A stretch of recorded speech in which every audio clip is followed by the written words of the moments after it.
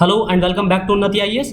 UPSC EPFO की syllabus में आज हम इकोनॉमिक्स की दृष्टि से इंपॉर्टेंट करंट अफेयर्स देखेंगे और इकोनॉमी का आज हमारा ये फरवरी करंट अफेयर्स का फर्स्ट लेक्चर है, यानी कि टोटल हमारा फिफ्थ लेक्चर है, ये हमारा सिक्स लेक्चर, सॉरी 5 लेक्चर तो हो चुके हैं, 6 लेक्चर है हमारा। और इकोनॉमी की इस लेक्चर को हम फरवरी मंथ के लेक्चर को 2 पार्ट में कंप्लीट कर लेंगे। एक पार्ट आज आएगा है हमारा आ रहा है और एक पार्ट हमारा कल आएगा। आज के लेक्चर में हम इकोनॉमिक करंट अफेयर्स को तो देखेंगे ही, साथ ही हम इकोनॉमिक दृष्टि से जो इंपॉर्टेंट टर्म्स हैं यानी कि इंपॉर्टेंट कॉन्सेप्ट्स हैं, जैसे कि capital adequacy ratio, currency basket, इस तरह के जो इंपॉर्टेंट इकोनॉमिक कॉन्सेप्ट हैं इनको भी हम साथ साथ कवर करेंगे ताकि आपका बेसिक अंडरस्टैंडिंग भी साथ साथ डेवलप होती जाए। तो हमारा टोटल 6 लेक्चर है। इससे पहले के 5 लेक्चर्स में हमने जनवरी करंट अफेयर कवर किया था। आज हमारा 6ठा लेक्चर है, फरवरी मंथ का फर्स्ट लेक्चर, इसका पार्ट 1 है। अब हम हर मंथ के लेक्चर को मैक्सिमम 2 लेक्चर में ही कवर कर देंगे और कोशिश करेंगे कि आगे आने वाले 2-3 दिन बाद हम एक लेक्चर में ही एक मंथ की इकोनॉमिक करंट अफेयर की दृष्टि से करंट अफेयर जो है हम एक महीने की एक ही लेक्चर में कवर कर दें। तो शुरू करते हैं अपनी पहली न्यूज से। पहली न्यूज है हमारी रुपए की मजबूती और निर्यात पर असर। हम इकोनॉमिक की दृष्टि से सिर्फ टर्म्स देखेंगे। टर्म्स क्या है हमारा? रुपए की मजबूती यानी कि रुपी एप्रिसिएशन, रुपी एप्रिसिएशन, एप्रिशिएट जो हुआ है रुपी एप्रिसिएशन की तो मतलब होता है मजबूती, और डेप्रिसिएशन मतलब रुपए में मूल्य में गिरावट आई है, रुपए की वैल्यू कम हुई है, डीवैल्यूएशन हुई है। एप्रिसिएशन का मतलब रुपए का मूल्य एप्रिशिएट हुआ है, बढ़ा है, यानी कि रुपये की वैल्यू जो है उसमें बढ़ोतरी हुई है। लेकिन बढ़ोतरी या कम होना किस चीज में हम देखते हैं? हम देखते हैं सापेक्ष वैल्यू। सापेक्ष किसके? डॉलर के।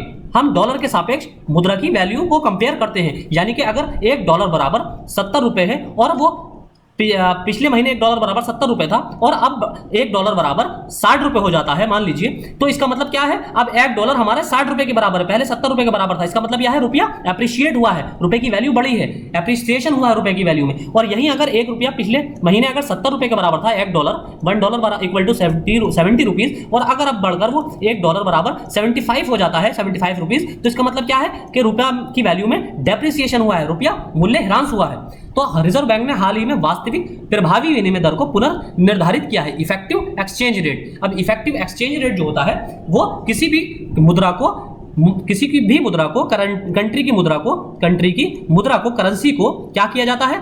डॉलर के सापेक्ष उसका एक्सचेंज रेट तय करने के लिए, मुद्रा विनिमय दर को तय करने के लिए निर्धारित किया जाता है। अब वो कैसे किया जाता है? मुद्राओं की टोकरी के आधार पर। अब इसको 36 से 40 तक बढ़ाया गया है। अब मुद्रा की टोकरी क्या है? यानी कि बास्केट ऑफ करेंसीज। मुद्रा की टोकरी विभिन्न भारों वाली कई मुद्राओं का एक समूह होती है। इसका उपयोग अक्सर किसी अन्य मुद्रा के बाजार मूल्यों को निर्धारित करने के लिए किया जाता है। यानी कि जैसे कि हमारी जो मनी बास्केट है या करेंसी ऑफ बास्केट है हमारी इंडिया की, तो उसमें क्या क्या है? यूरो है, आपका डॉलर है, उसमें पाउंड है, स्टर्लिंग और आपका येन है, इसी तरह रेनमिनबी, तो जापानीज येन, रेनमिनबी। तो ये सारे मेनली, हालांकि उसमें $40 के आसपास करेंसीज हैं, लेकिन मेनली ये 5 ही हैं जिनके आधार पर हमारे रुपए की वैल्यू को तय किया जाता है। यानी कि वैल्यू को जो है हमारे मेनली तो 36 से 40 तक बढ़ा दिया है, लेकिन मेनली किन आधार पर होता है? मेनली इन 5 करेंसीज के आधार पर ही रुपए की वैल्यू को तय किया जाता है। और स्पेशली अगर कहें मोस्ट स्पेसिफिक, तो डॉलर के आधार पर पूरे वर्ल्ड के अंदर मुद्रा को क्या किया जाता है? एक्सचेंज रेट तय किया जाता है, अगर करेंसी मैनिपुलेशन ना किया जाए। जैसे कि अब करेंसी मैनिपुलेशन वो एक अलग चीज हो गई, उसके बारे में हम कभी और डिस्कस करेंगे। जैसे कि चाइना, आपको पता है, करेंसी मैनिपुलेट करता है, अपनी जानबूझकर अपनी करेंसी की वैल्यू को कम कर देता है। उससे फायदा क्या होता है? देखिए, ये कॉन्सेप्चुअल अंडरस्टैंडिंग के लिए बहुत इंपॉर्टेंट टर्म्स होते हैं। अगर कोई कंट्री अपनी करेंसी को डी-वैल्यूएट कर देगा, यानी कि करेंसी की वैल्यू कम कर देगा, तो इससे क्या होगा? उससे कंट्री को फायदा होता है। अब आप सोचेंगे कैसे? अगर कंट्री अपनी वैल्यू को कम कर रहा है करेंसी की, तो उससे फायदा क्या होगा? फायदा ये होता है कि जब उसकी वैल्यू कम हो जाएगी करेंसी की, तो अब उसको एक्सपोर्ट, यानी कि उसका एक्सपोर्ट बढ़ जाएगा। अब वहीं पर अगर मान लीजिए कोई एक बिजनेसमैन अगर एक पेन बेचता था, एक पेन को $1 में बेचता था, और अब $1 उसकी करेंसी के मान लीजिए 10 रुपए के बराबर था, यानी कि अगर चाइना बेच रहा है और चाइना 10 रेनमिनबी के बराबर एक उसका क्या है? $1 की वैल्यू 10 रेनमिनबी है। अब उसने क्या कर दिया? अब वैल्यू डॉलर की कम कर दी, यानी कि $1 बराबर क्या कर दिया उसने? 20 रेनमिनबी। तो अब उसको किसी बिजनेसमैन है जो एक पेन बेचेगा तो अब उसको 20 रेनमिनबी मिलेंगे, तो इसका मतलब ये होगा कि अब वो ज्यादा से ज्यादा एक्सपोर्ट करने की कोशिश करेगा बिजनेसमैन। और वहीं अगर, तो इससे क्या होता है, इससे दो फायदे होते हैं। एक तो एक्सपोर्ट बढ़ जाता है कंट्री का अगर करेंसी को डीवैल्यूएट करा जाता है। दूसरा फायदा क्या होता है करेंसी कंट्री को, इसी का अल्टरनेट दूसरा फायदा ये होता है कि इंपोर्ट जो है कम हो जाते हैं। अब इंपोर्ट कैसे कम हो जाते हैं, अब मान लीजिए अब आप हैं, आप चाइना में मान लीजिए रहते हैं और आपको कोई प्रोडक्ट, इंडियन प्रोडक्ट मंगाना है, मान लीजिए कोई मसाले मंगाने हैं। अब मसाले का जब व्यापार होगा, अब जाहिर सी बात है रुपए में तो होगा नहीं, अब इंटरनेशनल व्यापार तो डॉलर में होगा। अब डॉलर के में अब उसमें $1 10 रेनमिनबी के बराबर था। अब उसको 1 किलो मसाले मंगाने थे, तो 1 किलो मसाले जब उसने मंगाए तो उसको 10 रेनमिनबी पे करने पड़ते थे पहले। अब क्या किया है, करेंसी को डीवैल्यूएट किया है, तो अब $1 बराबर हो गया है 20 रेनमिनबी। तो 20 रेनमिनबी अब उसको देना पड़ेंगे, इसलिए वो अपनी मांग को कम कर देगा, यानी कि इंटरनेशनल डिमांड को, वहां का जो डोमेस्टिक कंज्यूमर है वो इंटरनेशनल डिमांड को कम कर देगा, जिससे उनके इंपोर्ट में कमी आएगी और उनका फॉरेन रिजर्व बढ़ेगा, यानी कि फॉरेन रिजर्व का आउटफ्लो नहीं होगा और एक्सपोर्ट बढ़ेगा, जिससे उनकी फॉरेन रिजर्व में इनफ्लो हो जाएगा, यानी कि फॉरेन रिजर्व बढ़ेगा और एक्सपोर्ट कम होने की बढ़ने की वजह से फॉरेन रिजर्व बढ़ेगा और इंपोर्ट कम होने की वजह से और ज्यादा बढ़ेगा। तो इसलिए डबल उनको फायदा होता है करेंसी को डिवैल्यूएट करने में। तो ये अलग चीज थी जो हमने डिस्कस की। तो फॉरेन एक्सचेंज रेट इसमें है, मुद्रा की बास्केट जो है हमने वो देखा। आधार वर्ष क्या किया गया है, 2004-05 से बदलकर 2015-16 कर दिया गया है। इसमें मुद्रास्फीति 4.9% की उचित दर पर थी। चालू खाता घाटा सकल घरेलू उत्पाद का सिर्फ 1% था, 1.1%। अब हम देखेंगे करंट अकाउंट डेफिसिट क्या होता है। रुपए की सराहना के साथ भारतीय निर्यात अंतरराष्ट्रीय बाजार में कम हो जाएगा इससे, जैसे कि देखिए क्या बताया हमने, अंतरराष्ट्रीय बाजार में कम हो जाएगा, एक्सपोर्ट कम हो जाएगा। देखिए रुपए का जब एप्रिशिएट होगा, जैसे कि हमने अभी डिस्कस किया, जब रुपया एप्रिशिएट होगा तो, या जैसे कि करेंसी को डीवैल्यूएट किया जाता है जानबूझ के जो करते हैं, उसके बारे में हमने डिस्कस की थी। तो अगर कुछ अपना नेचुरल रीजंस की वजह से ही बढ़ा है, यानी कि कंट्री की अगर इकोनॉमिक डेवलपमेंट कर रही है तो करेंसी की ऑटोमेटिकली वैल्यू बढ़ जाएगी, एप्रिशिएट हो जाएगी करेंसी। तो जब करेंसी एप्रिशिएट हो जाएगी तो वहां का एक्सपोर्ट कम हो जाएगा, ये फर्क पड़ता है। तो यही बताया जा रहा है कि अगर रुपया एप्रिशिएट होगा तो भारतीय निर्यात अंतरराष्ट्रीय बाजार में कम हो जाएगा। आरबीआई को रुपए के मूल्य को बनाए रखने के लिए विदेशी मुद्रा बाजार से डॉलर खरीदना जारी रखने के लिए मजबूर होना पड़ेगा। अब क्या किया जाएगा, अब करेंसी को जानबूझकर चाइना की तरह इंडिया अपनी करेंसी को जानबूझकर डीवैल्यूएट तो कर नहीं सकता, तो उसका अल्टरनेट तरीका क्या है आरबीआई के पास। अब आरबीआई के पास दूसरा तरीका यह है कि डॉलर की डिमांड को बढ़ा देगा। अब डॉलर को ज्यादा से ज्यादा परचेस करने लगेगा। जब डॉलर ज्यादा से ज्यादा परचेस किए जाएंगे आरबीआई द्वारा इंटरनेशनल मार्केट से, तो क्या होगा, ऑटोमेटिकली डॉलर की वैल्यू थोड़ी बढ़ेगी, पुशअप होगी, और उसके सापेक्ष इंडियन करेंसी की वैल्यू गिर जाएगी, दोबारा से गिर जाएगी, और इससे फिर से एक्सपोर्ट को हमारे बूस्ट मिलेगा। तो ये जो कदम उठाया जाता है, ये स्टेप किसके द्वारा लिया जाता है, आरबीआई द्वारा। अब हम आगे देखेंगे इसके कुछ और टर्म्स। अब इसमें जैसे कि हमने एक टर्म देखा था, मुद्रा टोकरी में एक टर्म होता है जिसे आमतौर पर मुद्रा पैग के रूप में जाना जाता है, यानी कि मुद्रा बास्केट को मुद्रा पैग के रूप में भी जाना जाता है। विदेशी मुद्रा व्यापारी एक साथ कई मुद्रा जोड़ व्यापार करने के लिए टोकरी आदेश भी दर्ज कर सकते हैं। अब मुद्रा पैग क्या है, एक मुद्रा पैग एक पॉलिसी है जिसमें एक राष्ट्रीय सरकार विदेशी मुद्रा या मुद्राओं की एक टोकरी के साथ अपनी मुद्रा के लिए विशिष्ट निश्चित विनिमय दर निर्धारित करता है, यानी कि विभिन्न मुद्राओं को यूरो, डॉलर, आपका येन, रेनमिनबी और पाउंड स्टर्लिंग, तो इन सारी करेंसीज के सापेक्ष अपना एक्सचेंज रेट तय करता है। एक्सचेंज रेट अपनी करेंसी का तय करता है, यही मुद्रा पैग पॉलिसी कहलाती है। मुद्रा पैगिंग देशों के बीच विनिमय दर को स्थिर करती है। मुद्रा पैगिंग का क्या कार्य है, ये एक्सचेंज रेट को स्टेबल करती है। एक्सचेंज जो रेट होता है उसको स्टेबल करती है दो देशों के बीच। ऐसा करने से व्यापार योजना के लिए विनिमय दरों की दीर्घकालिक भविष्यवाणी मिलती है, यानी कि ये लॉन्ग टर्म फोरकास्ट के लिए इंपॉर्टेंट पॉलिसी है। अब कई विशेषज्ञों को ने बताया कि भारत को बढ़ने के लिए निर्यात को बढ़ावा देने की जरूरत है। यह बताया गया कि 2003 से 2008 के बीच निर्यात इतना बढ़ा है और घरेलू खपत में इतनी वृद्धि हुई है। ये आप हमारे टेलीग्राम चैनल से पीडीएफ डाउनलोड कर सकते हैं और खुद भी इसको सारी डिटेल को पढ़ सकते हैं। हम कॉन्सेप्चुअल टर्म्स को डिस्कस करेंगे। अब सुनिश्चित किया जाना चाहिए कि रुपये का मूल्य सही है। हालांकि इसके अलावा भारत की उत्पादन लागत पर विचार करने वाली एक और बात यह है कि उत्पादन वियतनाम की तुलना में भारत में मोबाइल फोन की उत्पादन लागत 9.5 से बढ़कर 12.5% अधिक महंगी है। एमएसएमई वापस लाने के साथ ये स्पष्ट नहीं है कि इसकी भरपाई कैसे की जाएगी। हालांकि सरकार ने प्रोडक्शन लिंक इंसेंटिव स्कीम की घोषणा की है, लेकिन इसके तहत प्रोत्साहन क्षेत्रों तक ही सीमित है। अब इसमें एक टर्म हमारा और आया था चालू खाता घाटा, और इसी के संदर्भ में हम देखेंगे बैलेंस ऑफ पेमेंट। हम दोनों टर्म को देखेंगे। ये दोनों टर्म आपकी इकोनॉमिक दृष्टि से, कॉन्सेप्चुअल दृष्टि से बहुत इंपॉर्टेंट है। चालू खाता घाटा क्या होता है? चालू खाता घाटा एक देश के व्यापार की एक माप है उसके द्वारा आयात की जाने वाली वस्तुओं और सेवाओं का मूल्य और उसके द्वारा निर्यात किए जाने वाले उत्पादों के मूल्य से अधिक होता है। घाटे का मतलब क्या है? डेफिसिट का मतलब नुकसान। तो चालू खाता घाटा क्या होता है? Current account deficit. Current account deficit में ये देखा जाता है कि उस देश ने, जिस देश के करंट अकाउंट डेफिसिट की बात हो रही है, उस देश ने एक निश्चित अवधि में कितना व्यापार यानी कि कितनी चीज़ों का एक्सपोर्ट किया है और कितनी चीज़ों का इंपोर्ट किया है। और अगर एक्सपोर्ट हमारे इंपोर्ट से कम होते हैं, अगर एक्सपोर्ट की वैल्यू कम है और इंपोर्ट की वैल्यू ज़्यादा है, यानी कि डॉलर का आउटफ्लो ज़्यादा हुआ होगा और डॉलर का इनफ्लो कम हुआ होगा, इसका मतलब सरकार को घाटा हुआ है, डेफिसिट हुआ है, तो यही करंट अकाउंट डेफिसिट होता है। ये चालू खाते में शुद्ध आय जैसे कि ब्याज और लाभांश और स्थानांतरण जैसे कि विदेशी सहायता शामिल है। ये घटक कुल चालू खाता का केवल एक छोटा प्रतिशत बनाते हैं। चालू खाता एक देश के विदेशी लेन देन का प्रतिनिधित्व करता है, यानी कि ये बताता है, रिप्रेजेंटेशन करता है। करंट अकाउंट डेफिसिट एक किसी भी कंट्री के फॉरेन ट्रांजैक्शन का प्रेजेंटेशन करता है। पूंजी खाते की तरह देश के भुगतान संतुलन का ये घटक है, यानी कि ये बैलेंस ऑफ पेमेंट का कंपोनेंट है। अब बैलेंस ऑफ पेमेंट क्या है? देखिए, बैलेंस ऑफ पेमेंट में भुगतान संतुलन में दो अकाउंट होते हैं, कैपिटल अकाउंट और करंट अकाउंट। तो ये करंट अकाउंट का एक करंट अकाउंट होता है और एक कैपिटल अकाउंट होता है। अब इसको देख लेते हैं। एक देश और शेष दुनिया में एक निश्चित अवधि जैसे कि एक तिमाही या एक वर्ष में संस्थाओं के बीच किए गए सभी लेन देन का विवरण क्या कहलाता है? भुगतान संतुलन, बैलेंस ऑफ पेमेंट। भुगतान संतुलन में चालू खाता और पूंजी खाता दोनों शामिल होते हैं। चालू खाते में वस्तुओं और सेवाओं के एक देश का शुद्ध व्यापार, सीमा पार निवेश, इसकी शुद्ध आय और इसके शुद्ध हस्तांतरण भुगतान शामिल होते हैं। पूंजी खाते में वित्तीय साधनों और केंद्रीय बैंक के भंडार में एक राष्ट्र के लेन देन होते हैं। और भुगतान संतुलन में दर्ज सभी लेन देन का योग शून्य होना चाहिए, हालांकि विनिमय दर में उतार चढ़ाव और लेखांकन प्रथाओं में अंतर व्यवहार में बाधा डाल सकता है। तो अभी हम एक अगली न्यूज़ है हमारी, ग्रीन बॉन्ड की अत्यधिक मांग अवसंरचना के लिए वैश्विक रुचि प्रदर्शित करती है। अब ग्रीन बॉन्ड, इसमें हमारी न्यूज़ क्या है मेन इंपॉर्टेंट? ग्रीन बॉन्ड, विदेशी निवेशकों ने हरित बॉन्ड जारी करने में रुचि दिखाई है। अब इससे क्या है? सड़कों, बंदरगाहों और अन्य बुनियादी ढांचों में निवेश की एक तैयार धारा का संकेत है। ये पूंजीगत व्यय के तहत एक उच्च निवेश प्रदान करने की सरकार की घोषणा का अनुसरण करता है। पूंजीगत व्यय यानी कि कैपिटल एक्सपेंडिचर। कैपिटल एक्सपेंडिचर के बारे में हमने पिछले लेक्चर में डिस्कशन किया था।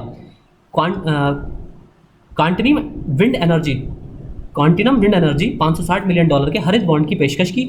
इशू को उसी दिन बंद कर दिया गया जिस दिन इसे खोला गया था। बॉन्ड को फिंच रेटिंग एजेंसी द्वारा BB+ रेटिंग दी गई है और मूडीज द्वारा BA2 रेटिंग दी गई है। BA2 रेटिंग दी गई है जो उन्हें निवेश ग्रेड से नीचे दिखा रहा है। तो यानी कि जो रेटिंग दी जाती है, यह AAA रेटिंग का मतलब क्या होता है? यानी कि ऐसी कंट्रीज को जिनको AAA रेटिंग मिलती है, इसका मतलब, या ऐसे बॉन्ड जिनको AAA रेटिंग मिलती है, यानी कि यहाँ पर ब्याज बिल्कुल सुरक्षित है, यानी कि यहाँ पर लोन या हमारा फंडिंग, हमारा इन्वेस्टमेंट बिल्कुल सुरक्षित है, तो उसी आधार पर रेटिंग तय की जाती है। अब ग्रीन बॉन्ड क्या होते हैं? ग्रीन बॉन्ड एक प्रकार का निश्चित आय वाला साधन है, यानी कि फिक्स इनकम वाला। इसे विशेष रूप से जलवायु और पर्यावरण परियोजनाओं के लिए धन जुटाने के लिए निर्धारित किया जाता है। एक एक पॉइंट इंपॉर्टेंट है इसमें आपके लिए।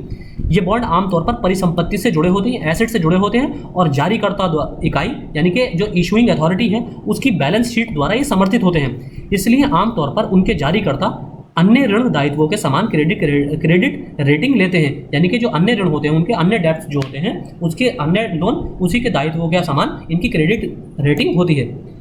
अब ग्रीन बॉन्ड एक निश्चित आय वाला साधन, जैसे कि हमने देखा पहले, विशेष रूप से विशिष्ट जलवायु संबंधी या पर्यावरणीय योजनाओं का समर्थन प्रदान करने के लिए डिजाइन किया जाता है। ग्रीन बॉन्ड आमतौर पर निवेशकों को के प्रति आकर्षण बनाने के लिए प्रोत्साहन के साथ दिया जाता है। विश्व बैंक ने 2009 में पहला आधिकारिक ग्रीन बॉन्ड जारी किया। 2019 में करीब 157 अरब डॉलर के ग्रीन बॉन्ड जारी। ग्रीन बॉन्ड नामित बॉन्ड है जिसका उद्देश्य स्थिरता को प्रोत्साहित करना है और जलवायु से संबंधित या अन्य प्रकार की विशेष पर्यावरणीय परियोजनाओं का समर्थन करना है। अधिक विशेष रूप से हरित बॉन्ड ऊर्जा दक्षता, प्रदूषण रोकथाम, टिकाऊ कृषि, मत्स्य और वानिकी, जलीय और स्थलीय पारिस्थितिकी तंत्र की सुरक्षा, स्वच्छ परिवहन, स्वच्छ जल और टिकाऊ जल प्रबंधन के उद्देश्य से परियोजनाओं को वित्त पोषित करता है। वे पर्यावरण के अनुकूल प्रौद्योगिकियों की खेती और जलवायु परिवर्तन के शमन को भी वित्त पोषित करता है। अगली न्यूज़ हमारी RBI मौद्रिक नीति समीक्षा। तो अब हम इसमें क्या देखेंगे? मौद्रिक नीति देखेंगे, मॉनेटरी पॉलिसी, खुदरा मुद्रास्फीति देखेंगे, यानी कि आपकी रिटेल इन्फ्लेशन, नकद आरक्षित अनुपात देखेंगे, CRR, कैश रिजर्व रेशो देखेंगे। तो RBI ने ब्याज, हमारे लिए इंपॉर्टेंट यही टर्म्स है, ब्याज दर को कायम रखा है, साथ ही समायोजनात्मक नीतिगत रूप इसे जारी दिया है, किया है। खुदरा मुद्रास्फीति दर को को कम किया गया है और मई 2022 तक धीरे धीरे CRR को कम करके बढ़ाकर 3 से 4% तक सामान्य कर दिया जाएगा, ऐसा RBI ने कहा है। तो RBI की मॉनेटरी पॉलिसी जो है आपके लिए इतनी इंपॉर्टेंट नहीं है, क्योंकि वो हर बाई मंथली पॉलिसी आती है, हर 2 महीने में RBI पॉलिसी जारी करता है, तो उसके डेटा आपके लिए इंपॉर्टेंट नहीं है। आपके लिए इंपॉर्टेंट के टर्म्स है कि इनका फर्क क्या पड़ता है, इनका इन्फ्लेशन पर क्या फर्क पड़ता है, इनका इकॉनमी पर क्या असर पड़ता है, इन टर्म्स का। तो मुद्रास्फीति की दर लगातार 6 महीनों में 6% से अधिक बनी हुई है और दिसंबर में घटकर 4.5% हो गई है, 4.6% हो गई थी पिछले साल दिसंबर में। तो यही सब इसमें डेटा बताया गया है। अगर आप चाहें तो पीडीएफ डाउनलोड करके पढ़ सकते हैं। हम यहाँ डिस्कस करेंगे ये टर्म्स, मौद्रिक नीति, खुदरा मुद्रास्फीति, नकद आरक्षित अनुपात। तो पहले हम देखते हैं नकद आरक्षित अनुपात। अब इसका हम ये भी देखेंगे कि इंप्लीकेशन क्या होते हैं, इसके अनुप्रयोग क्या होते हैं, इसको बढ़ाने से घटाने से फर्क क्या पड़ता है। जैसे कि आपको पता है महंगाई चरम पर है, महंगाई बहुत ज़्यादा है, तो इसका नकद आरक्षित अनुपात जो 3% से 4% तक बढ़ाने का आरबीआई ने निर्णय लिया है। अभी कितना है, 3% सीआरआर है, इसको 4% तक 2022 तक बढ़ाने का निर्णय लिया गया है। तो इससे फर्क क्या पड़ेगा, देखिए नकद आरक्षित अनुपात वो राशि है जो बैंकों को हर समय भारतीय रिजर्व बैंक के पास रखनी होती है। ये केंद्रीय बैंक सीआरआर बढ़ाने का फैसला करता है, तो बैंकों के पास संवितरण के लिए उपलब्ध राशि कम हो जाती है। अब देखिए क्या है, महंगाई का वजह क्या होती है, इन्फ्लेशन की वजह क्या होती है। मेनली इन्फ्लेशन किस लिए आता है, कैसे आता है, जब मार्केट में इकोनॉमी का यानी कि मनी का सर्कुलेशन, मनी का लिक्विडिटी ज़्यादा होगी, यानी कि सर्कुलेशन मनी का ज़्यादा होगा, लोगों के हाथों में पैसा ज़्यादा होगा, तो डिमांड पुल इन्फ्लेशन आ जाएगा, यानी कि डिमांड बढ़ जाएगी, चीज़ों की मांग बढ़ जाएगी और ऑटोमेटिकली इन्फ्लेशन आ जाएगी। और यहाँ सीआरआर को बढ़ाने से क्या मतलब है, सीआरआर क्या होता है, सीआरआर होता है कैश रिजर्व रेशो। ये वो अनुपात है जो हर वाणिज्यिक बैंक को, हर कमर्शियल बैंक को एक निश्चित अनुपात अपना रिजर्व बैंक के पास रखना पड़ता है। और इस अनुपात को अगर बढ़ा दे रिजर्व बैंक, जैसे कि 3% से 4% कर देगा, तो यानी कि अब कमर्शियल बैंक के पास लोन देने के लिए कम पैसा उपलब्ध होगा। मान लीजिए पहले 100 रुपये का किसी कमर्शियल बैंक के पास डिपॉजिट आया, अब डिपॉजिट में से आरबीआई क्या कहता है, आरबीआई ये कहता है कि आपको सीआरआर हमारे पास रखना कंपलसरी है। तो पहले जैसे कि अब 3% है, तो आरबीआई कमर्शियल बैंक ने क्या किया, कमर्शियल बैंक कौन सा, एसबीआई ने 3% यानी कि 3 रुपये 100 में से आरबीआई के पास रिजर्व रख दिए। अब इसके पास कितने बचे, यानी कि हम इसके पास बचते हैं कुल 97 रुपीज़। अब ये 97 रुपीज़ को लोन पर दे सकता है, हालांकि इसमें एसएलआर भी इंक्लूड होता है, पूरे पैसे लोन पर नहीं दिए जाते हैं। एसएलआर कितना है अभी, लगभग 19% या 19% से भी कम है।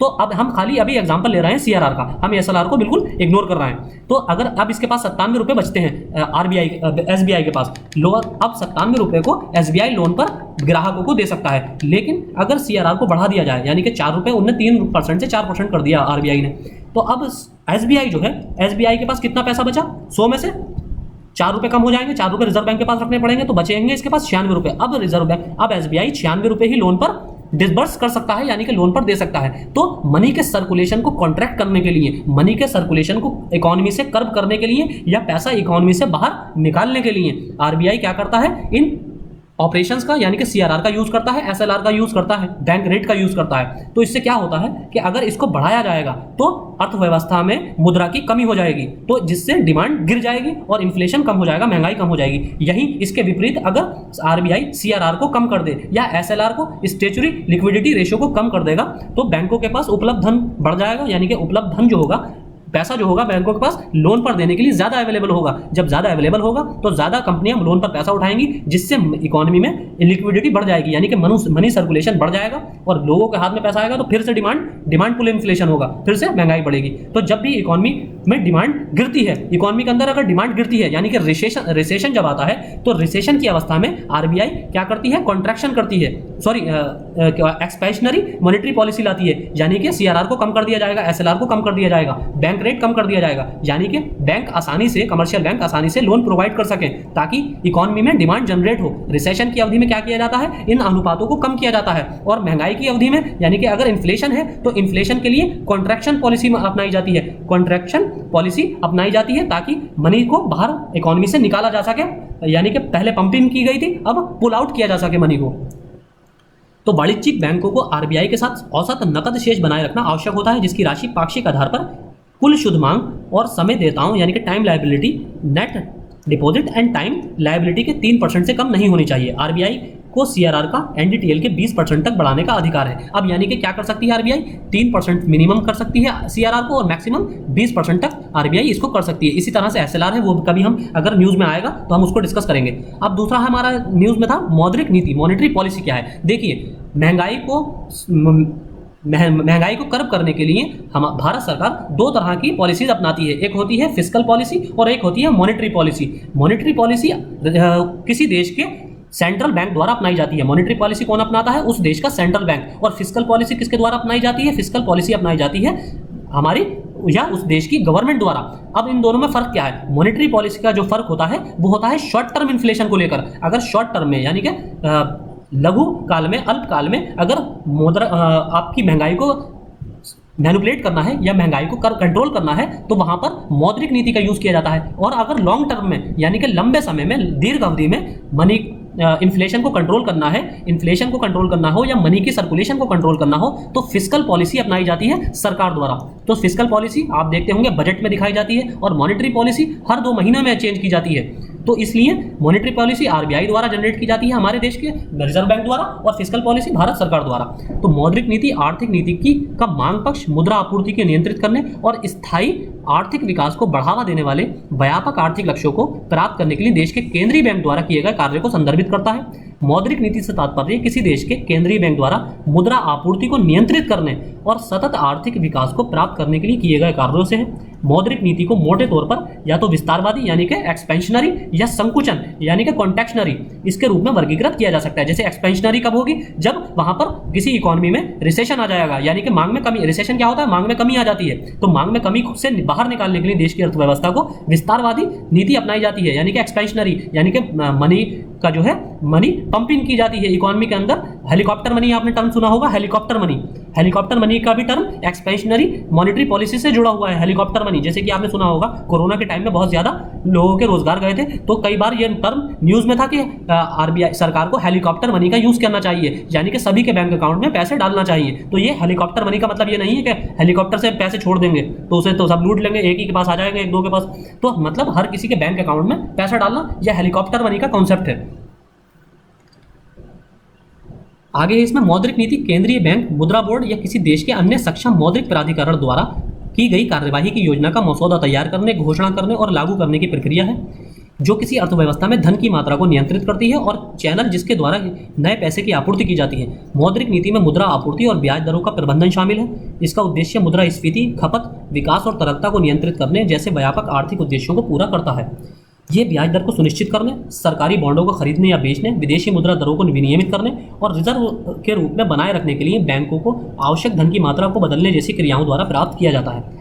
जब हम मुद्रास्फीति की दर के बारे में बात करते हैं, यानी कि इन्फ्लेशन रेट, तो ये अक्सर उपभोक्ता मूल्य सूचकांक पर आधारित मुद्रास्फीति की दर को संदर्भित करता है। अब हम यहाँ देख रहे हैं, हम किसको देख रहे हैं? जो हमने शुरू में टर्म देखा था, क्या टर्म था वो? खुदरा मुद्रास्फीति, यानी कि आपका रिटेल इन्फ्लेशन। रिटेल इन्फ्लेशन जैसे कि अभी जो महंगाई का असर कैसे देखा जाता है? किसी कंज्यूमर पर यानी कि इंडिविजुअल पर, आप पर महंगाई का क्या असर पड़ रहा है वो कैसे पता चलेगा? वो पता चलेगा रिटेल इन्फ्लेशन से। 2 तरह के इन्फ्लेशन होते हैं, सीपीआई कंज्यूमर प्राइस इंडेक्स, और वो एक होता है होलसेल प्राइस डब्ल्यूपीआई और सीपीआई। सीपीआई क्या होता है? कंज्यूमर प्राइस इंडेक्स, और दूसरा होता है डब्ल्यूपीआई होलसेल प्राइस इंडेक्स। तो सीपीआई का डायरेक्ट असर कंज्यूमर पर यानी कि इंडिविजुअल पर, आप और हम पर देखने को मिलता है। तो रिटेल प्राइस इंडेक्स क्या होता है? ये उपभोक्ता मूल्य सूचकांक पर आधारित मुद्रास्फीति की दर को संदर्भित करता है। सीपीआई उन वस्तुओं और सेवाओं की खुदरा कीमतों में बदलाव को ट्रैक करता है जिन्होंने अपने घर के दैनिक उपभोग के लिए जो सामान खरीदते हैं। यानी कि अगर माचिस का मूल्य बढ़ रहा है, अगर खाद्य तेलों का मूल्य बढ़ रहा है, तो इसका असर डायरेक्ट सीधा आप पर पड़ेगा, आपके घर पर पड़ेगा। मुद्रास्फीति को मापने के लिए हम अनुमान लगाते हैं कि पिछले वर्ष की इसी अवधि की तुलना में प्रतिशत परिवर्तन के संदर्भ में सीपीआई में कितनी वृद्धि हुई है। यानी कि अगर आपको जनवरी 2021 की मुद्रास्फीति देखना है, सीपीआई देखना है, तो आपको किसके आधार पर देखना पड़ेगी? दिसंबर 2021 के आधार पर नहीं, बल्कि जनवरी 2020 के आधार पर, जनवरी उसी महीने के, पिछले साल के उसी महीने के आधार पर देखना पड़ेगी।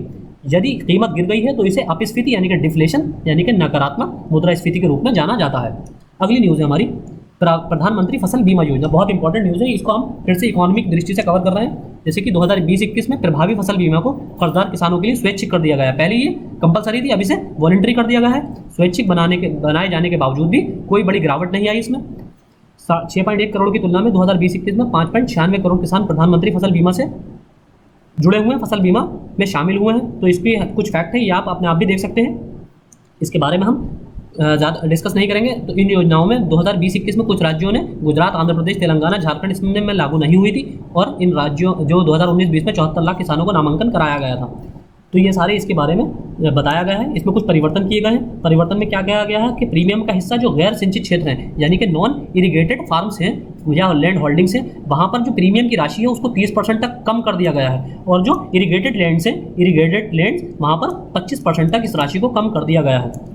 अगली न्यूज़ है हमारी निर्यातकों के लिए ब्याज समानता योजना, interest equalisation scheme for exporters, इसकी विस्तार की संभावना। अब ब्याज समानता योजना की घोषणा विदेश व्यापार नीति 2015 में की गई थी और 5 साल के लिए अवधि के लिए थी, यानी कि 2015 से 2020 तक थी। अब इसको फिर से 1 साल बढ़ाया गया था, यानी कि 2020 से 2021 तक कर दिया गया था। इसको सरकार ने इसे पहले ही 1 वर्ष बढ़ा दिया गया है और क्योंकि इसने नई विदेशी व्यापार नीति के कार्यान्वयन में देरी की, अब संभावना है कि इसे 1 और वर्ष बढ़ाया जाएगा, यानी कि अब इसकी संभावना है कि 2021 से ये 2022 तक भी बढ़ाई जा सकती है। विस्तार निर्यातकों को कोविड के कारण हुए व्यवधानों के प्रभाव से निपटने में ये मदद करती है। इस योजना के तहत क्या किया गया है कि निर्यातकों को शिपमेंट से पहले और बाद में निर्यात ऋण पर 3 से 5% के बीच सब्सिडी मिलती है। बैंक निर्यातकों को कम ब्याज दर पर ऋण प्रदान करते हैं और बाद में सरकार द्वारा पूर्ति की जाती है। ये सभी एमएसएमई निर्यातकों के लिए उपलब्ध है। अन्य निर्यातक इसे 416 चिन्हित उत्पादों के लिए प्राप्त करते हैं। हालांकि इसमें नए एफटीपी में स्वीकृत नहीं किया जाएगा, जो 1 अप्रैल से लागू होगा, यानी कि एफटीपी क्या है, फॉरेन ट्रेड पॉलिसी। कुछ विशेषज्ञों की राय है कि इस योजना को विश्व व्यापार संगठन से चुनौती दी जा सकती है। अब हम देख लेते हैं इसमें अगली न्यूज़। एयरलाइंस ने वीजीएफ में कटौती के लिए उड़ान की उड़ानों में बदलाव करने को कहा। उड़ान जो स्कीम है उसकी उड़ानों में बदलाव करने हैं। अब हमारे लिए इंपॉर्टेंट ये है वीजीएफ क्या है, यानी कि वायबिलिटी गैप फंडिंग। अब डायरेक्ट हम इसी न्यूज़ को देखेंगे, वायबिलिटी गैप फंडिंग क्या होती है। तो वायबिलिटी गैप फंडिंग, अब आप इसको पूरी न्यूज़ को पढ़ने के लिए आप हमारा पीडीएफ डाउनलोड कर सकते हैं। तो हमारे लिए इंपॉर्टेंट है viability gap funding. Viability gap finance का मतलब उन परियोजनाओं को समर्थन देने के लिए अनुदान है, यानी कि ग्रांट है, जो आर्थिक रूप से उचित हैं लेकिन वित्तीय रूप से व्यवहार्य नहीं है। लेकिन देखिए, आर्थिक रूप से उचित और वित्तीय रूप से व्यवहार्य नहीं, इसका क्या मतलब है, यानी कि आर्थिक रूप से तो ये उचित हैं, ऐसे स्कीम्स हैं जहाँ पर अगर इंसेंटिव दिया जाए किसी कंपनी को तो वो सोशल वेलफेयर की दृष्टि तो सही है, लेकिन फाइनेंशियली वायबल नहीं है, यानी कि उसमें लॉस होगा, इसलिए सरकार इंसेंटिव दे रही है, अपने पास से कुछ ग्रांट दे रही है। इस योजना को वित्त मंत्रालय द्वारा प्रशासित एक योजना के रूप में तैयार किया गया है और बजट में राशि साल दर साल आधार पर बनाई जाती है। वीजीएफ के तहत इस तरह का अनुदान निजी क्षेत्र के खिलाड़ियों को पीपीपी परियोजनाओं में भाग लेने के लिए आकर्षित करने के लिए पूंजीगत सब्सिडी के रूप में प्रदान किया जाता है, जो अन्यथा वित्तीय रूप से अव्यावहारिक है। यानी कि ऐसी योजनाओं में योगदान करने के लिए प्राइवेट कंपनीज को दिया जाता है पब्लिक प्राइवेट पार्टनरशिप के मोड पर, जो आर्थिक रूप से अधिक। पब्लिक जो प्राइवेट कंपनीज हैं वो कहाँ पर फंडिंग करेंगे, इन्वेस्टमेंट वहाँ करेंगी ना जहाँ उनको फायदा होगा, प्रॉफिट के बेस पर काम करती है ना प्राइवेट कंपनी। तो जब जहाँ पर फायदा ही नहीं होगा वहाँ पर फंडिंग, वहाँ पर इन्वेस्टमेंट क्यों करेगी। तो इसलिए जो वायबल नहीं है एक फाइनेंशियल दृष्टि से, तो वहाँ पर क्या करती है सरकार, वायबिलिटी गैप फंडिंग, यानी कि जितना का नुकसान की संभावना है उतने नुकसान की भरपाई सरकार द्वारा कर दी जाती है और बाकी का जो इन्वेस्टमेंट है वो प्राइवेट कंपनी द्वारा की जाती है। यानी कि मान लीजिए किसी कोई योजना या किसी भी मैन्युफैक्चरिंग के लिए या किसी कंपनी को किसी भी तरह के इन्वेस्टमेंट करने के लिए 100 रुपये की लागत आ रही है किसी भी योजना को शुरू करने में, लेकिन वहाँ पर ये दिख रहा है प्राइवेट कंपनी को ये लग रहा है कि यहाँ पर 100 रुपये की फंडिंग करने के बाद हमारे पास केवल 70 रुपये ही बन पाएंगे, हम 70 रुपये ही यहाँ से कमा पाएंगे, 30 रुपये का नुकसान हो जाएगा। तो ये 30 रुपये की भरपाई कौन कर देगा, ये जो गैप है इस गैप को सरकार द्वारा फिल कर दिया जाएगा और इस पर किसी भी तरह ये ग्रांट होगा, एक तरह का अनुदान, इसको लिया नहीं जाएगा, ये फुलफिल सरकार द्वारा कर दिया जाएगा। तो वायबिलिटी गैप फंडिंग क्या होता है, प्राइवेट और इन्वेस्टमेंट के और उसकी जो रेवेन्यू है उस रेवेन्यू जनरेशन के बीच का जो गैप है उस गैप को फिल करना सरकार के द्वारा, वो वायबिलिटी गैप फंडिंग कहलाती है। तो ये बीजीएफ योजना को 2004 में सार्वजनिक निजी भागीदारी के तहत आने वाली परियोजनाओं का समर्थन करने के लिए शुरू किया गया था। यदि प्रायोजक मंत्रालय, राज्य सरकार, सामुदायिक संस्था का लक्ष्य बीजीएफ के तहत निर्धारित राशि से अधिक सहायता प्रदान करता है तो ये कुल परियोजना लागत के 20% तक सीमित होगा, यानी कि मैक्सिमम परियोजना का 20% लागत ही वायबिलिटी गैप फंडिंग के तहत राहत दी जा सकती है। यानी कि अगर 100 रुपये का कोई प्रोजेक्ट है तो उसमें मैक्सिमम 20 रुपये ही वायबिलिटी गैप फंडिंग के तहत दिए जा सकते हैं, यानी कि अब 80 रुपये, कम से कम 80 रुपये तो उसको चुकाने ही होंगे प्राइवेट कंपनी को। अगली न्यूज़ है इसमें अगली हमारी डीएफआई योजना। तो क्या है ये, इंडिया इंफ्रास्ट्रक्चर फाइनेंस इंस्टीट्यूशन की चुकता पूंजी 1000 करोड़ रुपए की और इतनी ही राशि बजटीय सहायता के लिए की जाने की संभावना है। एनबीएफसी के मामले में 12 से 15% की तुलना में इसकी पूंजी पर्याप्तता अनुपात CAR 9% से कम हो सकती है। तो अब हमारे लिए इंपॉर्टेंट न्यूज़ क्या है, एनबीएफसी और CAR कैपिटल एडिक्वेसी रेशो। अब हम इन्हीं दोनों को देखेंगे और बाकी आपको पूरी न्यूज़ पढ़ने के लिए आप हमारे टेलीग्राम चैनल से इस पीडीएफ को डाउनलोड कर सकते हैं। तो देखते हैं गैर बैंकिंग वित्तीय कंपनी क्या है। NBFC, non banking financial companies, गैर बैंकिंग वित्तीय कंपनी जिन्हें गैर बैंकिंग वित्तीय संस्थान के रूप में भी जाना जाता है। ऐसे वित्तीय संस्थान हैं जो विभिन्न बैंकिंग सेवाएं प्रदान करते हैं लेकिन उनके पास बैंकिंग लाइसेंस नहीं है। आमतौर पर इन संस्थानों को पारंपरिक मांग जमा, आसानी से उपलब्ध धन जैसे कि चेकिंग या बचत खातों में जमा जनता से लेने की अनुमति नहीं है, यानी कि डिमांड डिपॉजिट नहीं कर सकती और चेक इशू नहीं कर सकते, क्रेडिट कार्ड इशू नहीं कर सकते। ये एनबीएफसी के बारे में इंपॉर्टेंट पॉइंट्स हैं, ये क्रेडिट कार्ड इशू नहीं कर सकते। ये सीमा उन्हें संघीय और राज्य वित्तीय नियामकों से पारंपरिक निरीक्षण के दायरे से बाहर रखती है।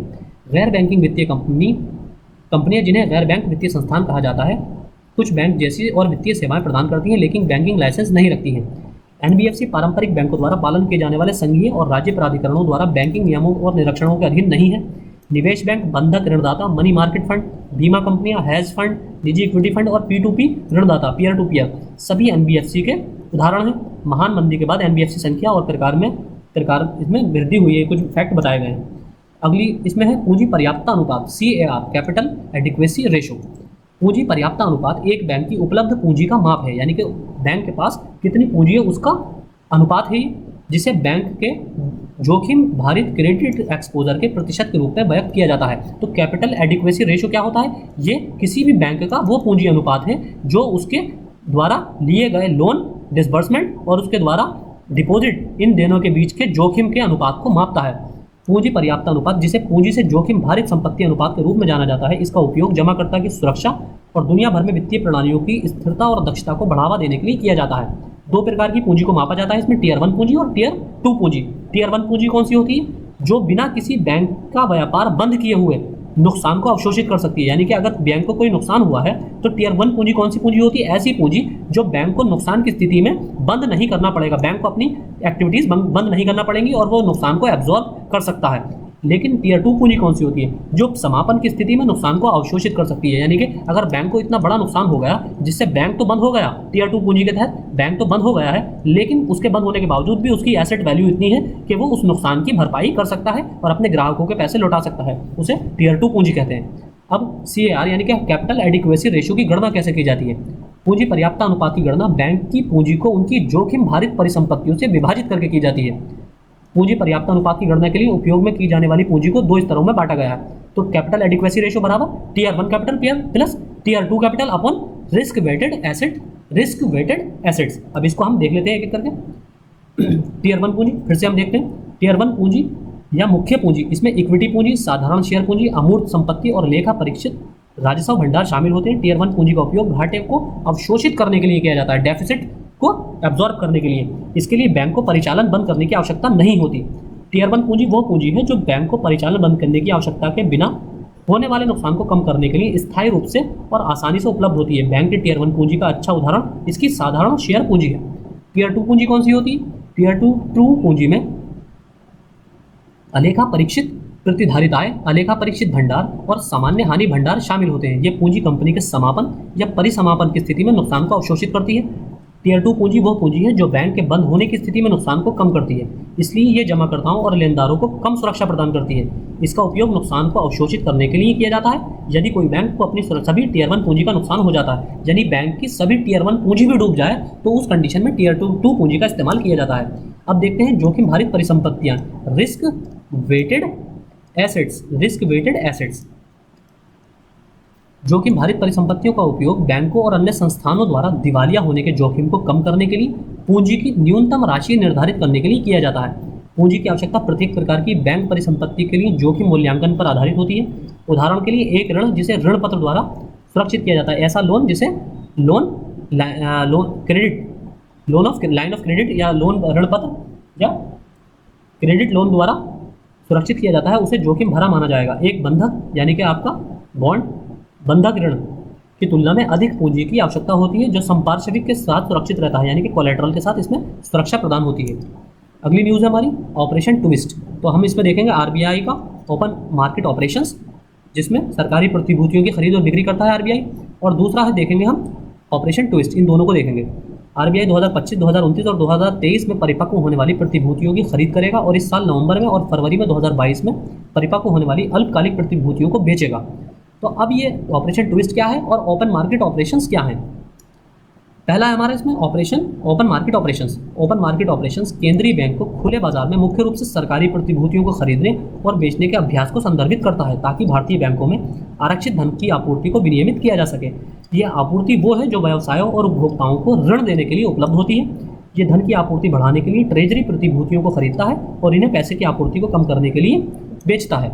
ओपन मार्केट ऑपरेशंस एक केंद्रीय बैंक को पैसे की आपूर्ति को प्रभावित करने और खुले बाजार में अल्पकालिक ट्रेजरी और अन्य प्रतिभूतियों को खरीदने या बेचने को संदर्भित करता है। इस प्रकार अल्पकालिक ब्याज दरों को प्रभावित करता है।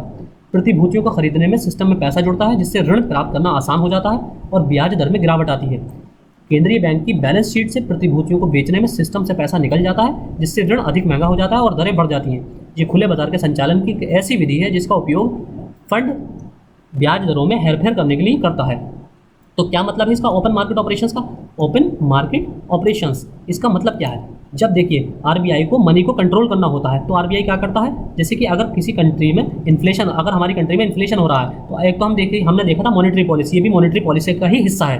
तो क्या करेगा आरबीआई, गवर्नमेंट सिक्योरिटीज़ की बिक्री करना शुरू कर देगा, यानी कि गवर्नमेंट सिक्योरिटीज़ होती है जी सिक्योरिटीज़, इसको बेचना शुरू कर देगा। मान लीजिए एक सिक्योरिटी का मूल्य 100 रुपये है और इसने कई लाखों की तादाद में सिक्योरिटीज़ बेच दी, तो क्या होगा, इस पर अच्छा ब्याज दिया जाता है। तो इससे क्या होगा, लोग इसको खरीदेंगे, यानी कि लोग पैसा आरबीआई को दे देंगे खरीदने के लिए। आरबीआई को पैसा देंगे ना, जब भी तो आरबीआई इनको ये क्रेडिट देगा, यानी कि ये जी सिक्योरिटीज़ देगा। तो जब यहाँ से पैसा इकोनॉमी से लोगों के हाथ से निकलकर आरबीआई के पास आ जाएगा तो इकोनॉमी के अंदर पैसा कम हो जाएगा, इकोनॉमी के अंदर जो लिक्विडिटी है वो कम हो जाएगी। इसका मतलब इन्फ्लेशन नीचे आ जाएगा, इन्फ्लेशन गिर जाएगा। और यही चीज़ अगर रिसेशन का टाइम है तो क्या करेगा आरबीआई, जी सिक्योरिटीज़ को दोबारा खरीदना शुरू कर देगा, जी सिक्योरिटीज़ को दोबारा परचेस करना शुरू कर देगा। तो परचेस करेगा तो जिनके पास जी सिक्योरिटीज़ है वो आकर बेचेंगे, जब आकर बेचेंगे तो अब आरबीआई इनको पैसा इशू करेगा। जब आरबीआई पैसा इशू करेगा, जब इनके हाथ में पैसा आएगा तो ये डिमांड जनरेट करेंगे, डिमांड जनरेट की वजह से आरबीआई में प्रोडक्शन, वो इकॉनमी में प्रोडक्शन शुरू होगा, जिससे इकॉनमी रिसेशन से बाहर निकल कर आती है। अगला है ऑपरेशन ट्विस्ट। ऑपरेशन ट्विस्ट ये एक फेडरल रिजर्व मौद्रिक ये इनिशिएटिव है। ये किसका इनिशिएटिव है? यूएस फेडरल रिजर्व का ये बनाया गया इनिशिएटिव है ऑपरेशन ट्विस्ट। इसका उपयोग अतीत में अमेरिकी अर्थव्यवस्था को और अधिक प्रोत्साहित करने के लिए दीर्घकालिक ब्याज दरों को कम करने के लिए किया जाता है। देखिए यही की पॉइंट्स आपके लिए इंपॉर्टेंट है। ऑपरेशन ट्विस्ट में क्या किया जाता है, लॉन्ग टर्म जो इंटरेस्ट रेट होते हैं उनको कम करने के लिए किया जाता है। जब पारंपरिक मौद्रिक साधनों की समय पर खरीद और विभिन्न परिपक्वता यूएस कोषागारों की बिक्री के माध्यम से कम हो गई थी, तब इसको शुरू किया गया था। इस शब्द का नाम लंबी अवधि के बॉन्डों की एक साथ खरीद, यानी कि जो लॉन्ग टर्म बॉन्ड हैं, लॉन्ग टर्म बॉन्ड को क्या करता है सेंट्रल बैंक, वो एक साथ खरीदता है यानी कि परचेज करता है। और क्या करता है, अल्पकालिक बॉन्डों को क्यों बेचता है। और शॉर्ट टर्म बॉन्ड जो होते हैं, शॉर्ट टर्म बॉन्ड उनको बेचता है, सेल करता है, शॉर्ट टर्म बॉन्ड को सेल करता है और लॉन्ग टर्म बॉन्ड को परचेस करता है। यही ऑपरेशन ट्विस्ट कहलाता है। अगली न्यूज़ है और लास्ट न्यूज़ हमारी आज की कि आरबीआई 40 साल का बॉन्ड जारी करेगा। आरबीआई नए 40 वर्षीय बेंचमार्क बॉन्ड जारी करेगा। ये सरकार द्वारा जारी गए उच्चतम अवधि के बॉन्ड होंगे। इस तरह के बॉन्ड पहली बार 2015 में जारी किए गए थे और इस तरह के मुद्दे से 1 ट्रिलियन रुपए जुटाए गए थे और 2019 में एक रेट और जारी किया गया था और इतने रुपए जुटाए गए थे। 2020 में सरकार ने 2 ट्रिलियन मूल्य के ऐसे बॉन्ड जारी किए गए हैं। तो ये सब इसकी न्यूज़ है। आरबीआई ने जो 40 साल के परिपक्वता वाले, 40 साल की मैच्योरिटी वाले, 40 ईयर मैच्योरिटी वाले बॉन्ड जारी किए गए हैं। तो ये पहली बार 2015 में जारी किए गए थे। तो आपके लिए बस इतनी ही न्यूज़ इंपॉर्टेंट है। तो ये हमारा फर्स्ट पार्ट था। सेकंड पार्ट में कल आएगा हमारा, और हमारा फरवरी की इकोनॉमिक दृष्टि से करंट अफेयर्स कंप्लीट हो जाएगी। तो आज के लेक्चर में इतना ही। Thank you.